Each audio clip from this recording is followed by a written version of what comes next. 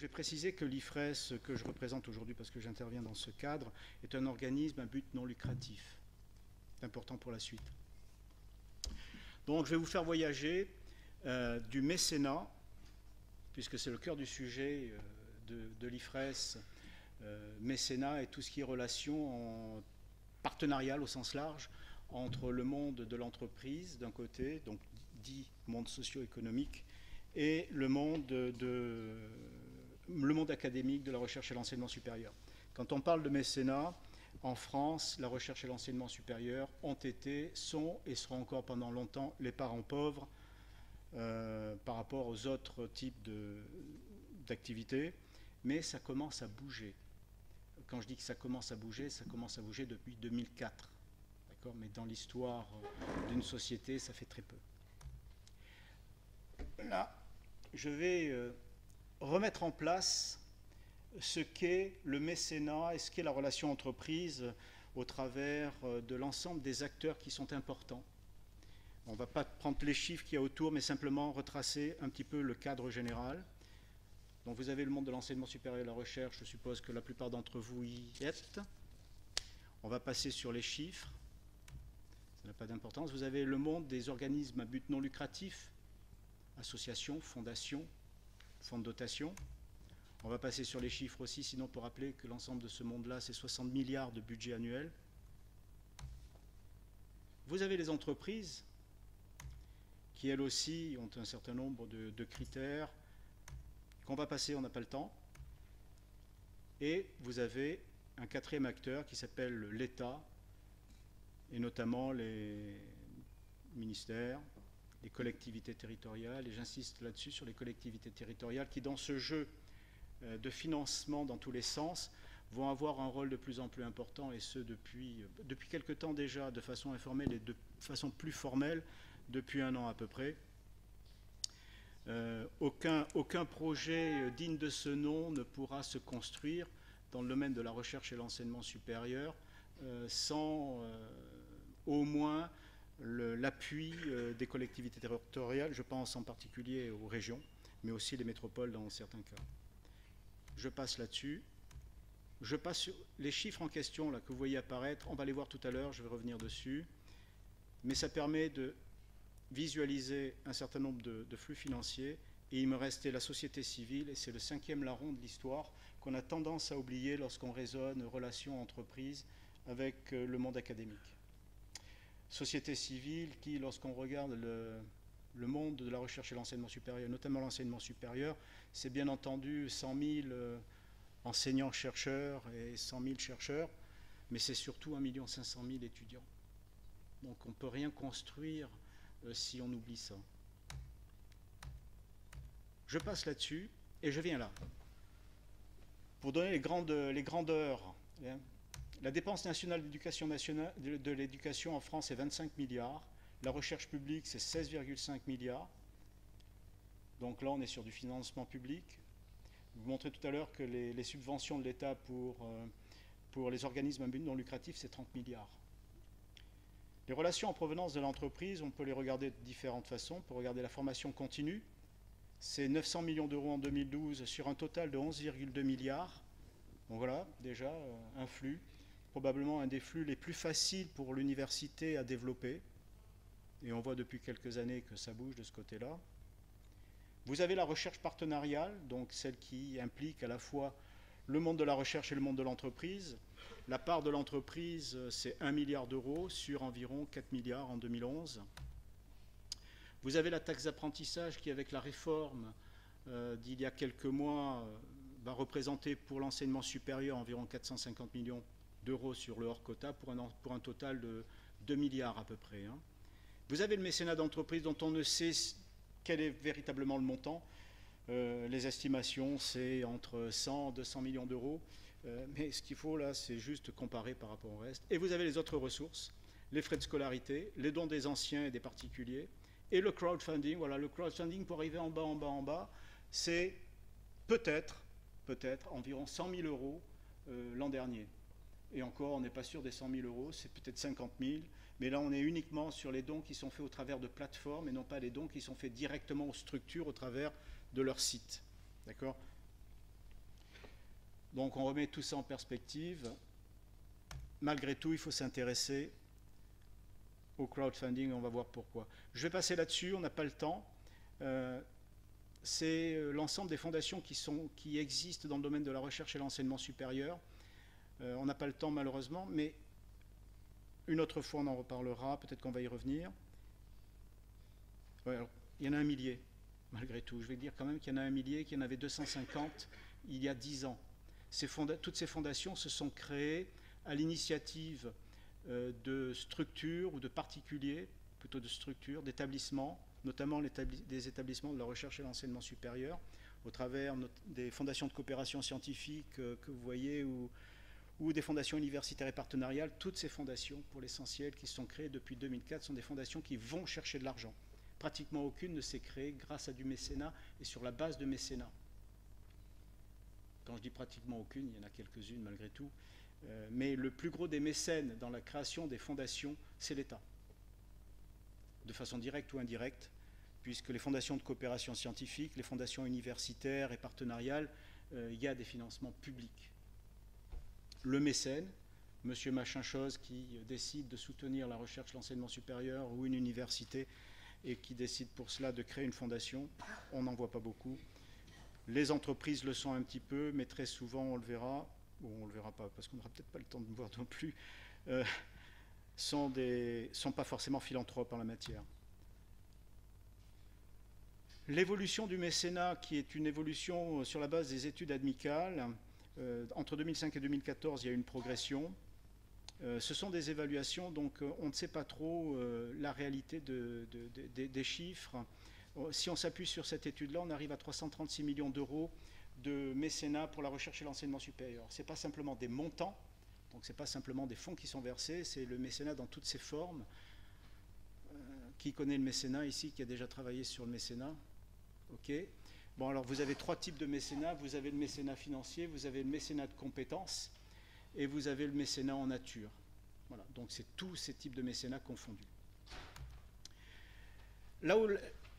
Non, tout ça pour voir que, je reviens un petit peu en arrière, c'est que l'évolution des structures qui vont chercher de l'argent auprès des entreprises, notamment parce que toutes les fondations qui se sont créées en premier lieu vont chercher de l'argent auprès des entreprises, l'évolution de ces structures n'est pas en relation avec l'évolution du mécénat. On est dans un rapport de 1 pour 3 pratiquement. Donc il y a beaucoup de structures qui vont chercher de l'argent et il y a très peu d'entreprises qui en fait sont prêtes à en donner au sens large. Là où on peut avoir une bonne nouvelle, c'est que vous avez ici trois courbes. La première courbe qui est la bleue et celle qui indique l'augmentation des fondations de tout type dans le domaine de la recherche et l'enseignement supérieur. Et on est passé de moins de 250 en 2004 à près de 1000 en 2014. À côté de cela, vous avez la petite courbe verte qui passe de 110 à 330. On n'a aucune idée de la façon dont ces chiffres sont calculés. Je pense que dans l'étude d'Admical, qui est une enquête auprès des entreprises qui a priori font des dons, puis ensuite des extrapolations, les entreprises à qui on demande quel est le montant de votre mécénat confondent mécénat, sponsoring et partenariat. Ce qui fait que ça a tendance à gonfler les chiffres. Il y a un chiffre qui est réel, c'est celui qui vient de Bercy, et c'est celui qui est en pointillé, en bleu au milieu. Et là où c'est intéressant, c'est qu'en fait, ce chiffre-là concerne l'ensemble des dons des entreprises, source Bercy, donc tout type d'activités confondues. Et là, on passe de 150 millions, je crois, oui, c'est la rouge, pardon, c'est pas la bleue, à 666, c'est-à-dire que ça suit tranquillement la même croissance que le nombre de fondations dédiées à la recherche et l'enseignement supérieur.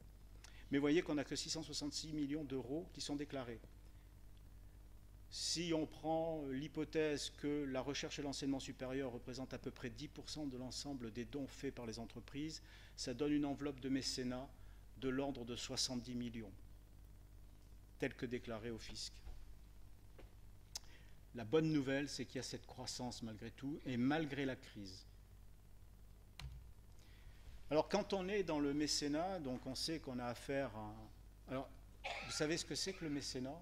Je vais peut-être revenir sur la définition. Le mécénat, c'est un don de l'entreprise à une activité, à une structure d'intérêt général. Une université, c'est une structure d'intérêt général du point de vue fiscal. Une association peut l'être aussi, un centre de recherche aussi, une fondation aussi. D'accord ? Donc ça, c'est du mécénat, et en général, lorsqu'une entreprise fait du mécénat, elle n'a en retour aucune contrepartie. Elle n'achète pas un service, elle fait un don, et elle n'a aucun droit de regard sur les résultats de ce don. Par exemple, si une entreprise fait un don pour financer de la recherche, elle ne pourra pas avoir en retour ni les résultats de la recherche, ni un droit de propriété sur les résultats de cette recherche. Bon, alors, si je dois faire court, une entreprise donnée, le financement que l'on peut espérer via du mécénat est notablement plus faible que le montant des contrats que l'on peut établir avec elle. Le mécénat, ça va se chercher dans le 1% du bénéfice que fait l'entreprise. Les autres relations avec l'entreprise, ça va se chercher dans le chiffre d'affaires. Par exemple, un contrat de sponsoring, par exemple, un contrat de recherche partenariale. Donc les montants que l'on a à traiter dans le cadre du mécénat sont nettement plus faibles. Ce qui veut dire que lorsqu'on raisonne mécénat, donc dans la relation avec l'entreprise, on ne peut pas raisonner que mécénat, on est obligé de raisonner globalement sur l'ensemble des flux possibles avec l'entreprise. Sinon, on arrive vite à une espèce de blocage, en termes financiers en tout cas. La recherche et l'enseignement supérieur ne sont pas des thèmes qui font recette parmi les autres thèmes de la générosité publique en France. Ça ne présente aucun intérêt. La plupart d'entre nous, nous payons nos impôts et nous considérons que c'est à l'État de financer à la fois la recherche et l'enseignement supérieur. Alors il y a ceux qui ne payent pas encore leurs impôts, qui les paieront bientôt. Mais d'une façon générale, on considère qu'une fois qu'on a payé nos impôts, on n'a plus à faire d'efforts. Et c'est notablement vrai dans la recherche et l'enseignement supérieur. Quand on regarde l'entreprise, en fait, elle agit en matière de mécénat comme agit la société civile. Si vous et moi ne prêtons aucun intérêt à la recherche et à l'enseignement supérieur en dehors de la recherche médicale, l'entreprise n'a pas lieu de le faire non plus. Donc, si vous et moi nous intéressons à l'humanitaire, nous intéressons au développement durable, on s'intéresse à l'écologie, l'entreprise va en faire autant. Pour une raison toute simple, c'est que l'entreprise s'intéresse ou utilise le mécénat par rapport à une image, entre guillemets, et par rapport notamment donc, à ce qu'est pour elle la société civile, qui est d'un côté ses clients, de l'autre côté ses salariés. Quand on raisonne mécénat, on a aussi un gros problème au niveau de la recherche et l'enseignement supérieur, c'est que le mécénat, qui apporte des avantages fiscaux, ne fait pas le poids par rapport au crédit impôt recherche. Les avantages fiscaux liés au crédit impôt recherche sont vraiment trop forts. Ce qui veut dire que lorsque vous présentez dans une entreprise, vous avez à débattre avec elle de l'intérêt pour elle de faire la recherche, de soutenir la recherche, voire même d'ailleurs dans certains cas les chaires, certaines chaires, savoir si ça doit être fait sous forme de mécénat ou sous forme de crédit impôt recherche, donc recherche partenariale. Et enfin, l'autre problème, c'est qu'une entreprise, par fonction, n'est pas philanthrope. Par fonction, elle contracte systématiquement dans ses achats, dans ses ventes, et en général, pour ce qu'elle paye, il y a un service rendu. Et ce n'est pas qu'elle attend systématiquement cela, c'est que c'est dans sa mécanique. Vous avez dans le monde de la recherche et l'enseignement supérieur une culture, l'entreprise en a une autre. Et donc la mécanique interne de l'entreprise, c'est systématiquement de regarder cet aspect-là des choses. Donc si dans l'entreprise, il n'y a pas de retour tangible, qui n'est pas forcément un retour financier, mais un retour tangible, il y a peu de chances d'aboutir sur de mécénat.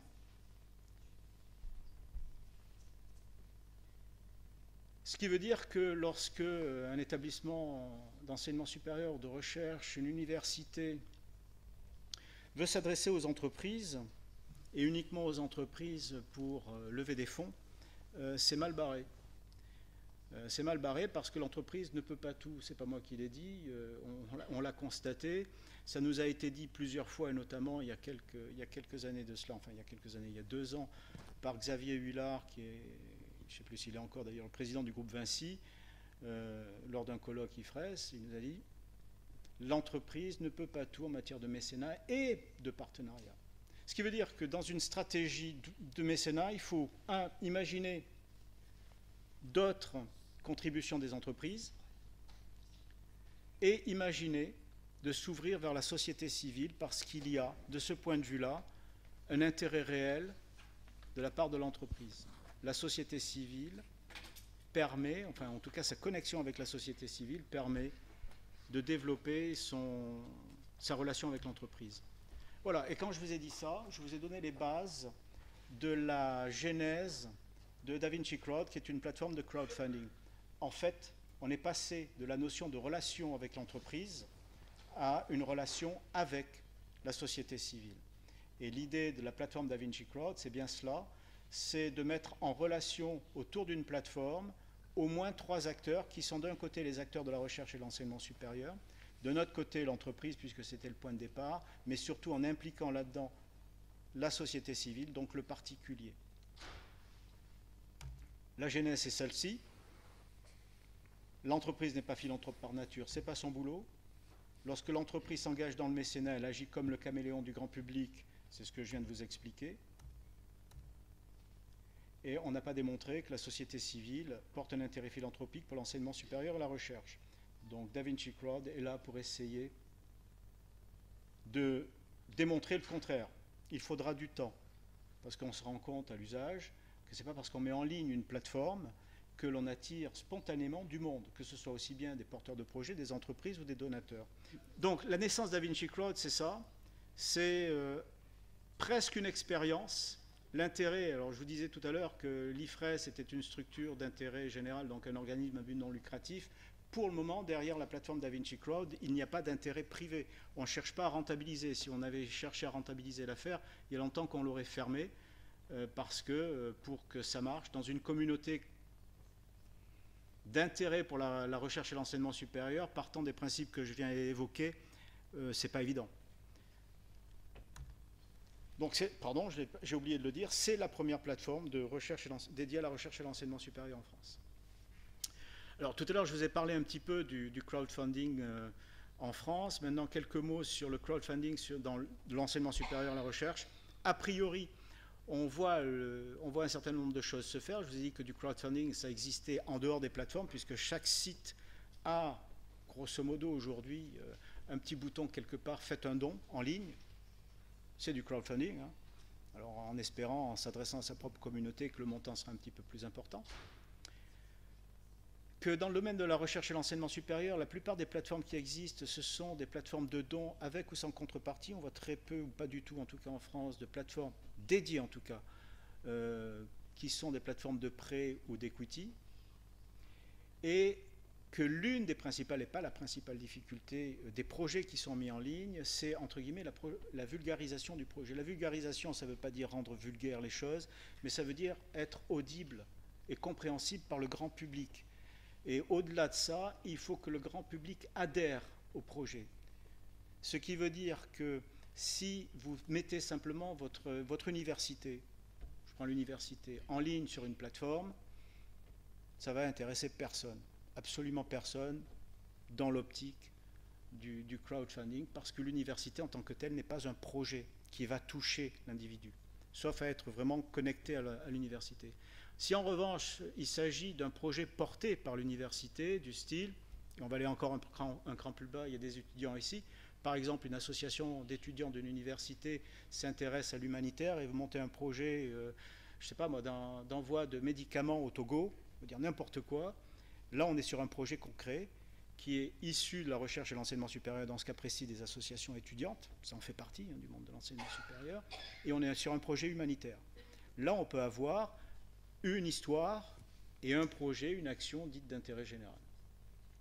Ça peut être aussi un projet de recherche, auquel cas un projet de recherche peu probable qu'il puisse aller faire du crowdfunding aujourd'hui, quelle que soit la plateforme, et exiger 500 000, 1 million, 2 millions ou 10 millions d'euros, comme on peut le voir éventuellement aux États-Unis ou comme on peut le voir en interne en France lorsqu'il s'agit de s'adresser à l'État. Là, aujourd'hui, le dimensionnement d'un projet, entre guillemets, lié à de la recherche, on serait plutôt sur, dans le projet de recherche que je porte, moi en tant que directeur de laboratoire, J'ai besoin d'un doctorant, par exemple. Il me faut 50 000 euros par an. Aidez-moi à financer ce doctorant-là. Voilà. L'ordre de grandeur, et encore peut-être est-on un peu optimiste. Mais voilà, c'est un petit peu ça. D'accord? Et ça peut marcher. Ça peut marcher pour peu qu'il y ait toute une série de, comment dire, d'outils qui soient mis en place. Et le crowdfunding ne marchera jamais, quel que soit votre projet, quelle que soit votre notoriété, si vous n'avez pas un réseau sur le web. On retombe sur la notion de réseau. Et le réseau sur le web, c'est le réseau d'abord de vos contacts directs, privilégiés, ceux qui vont pouvoir ensuite développer votre action et la faire connaître à leur propre réseau, ainsi de suite. La génétique de Da Vinci Crowd, je vous l'ai dit tout à l'heure, c'est du don sans contrepartie autre que fiscale, ce qui veut dire que lorsqu'a priori un projet est présenté, c'est un projet présenté par une structure d'intérêt général. Donc je répète, une université c'est une structure d'intérêt général, une association l'est parfois, et quand on parle de notion de fiscalité, il faut répondre à un certain nombre de critères qui ne sont pas toujours remplis, y compris par les associations et les fondations.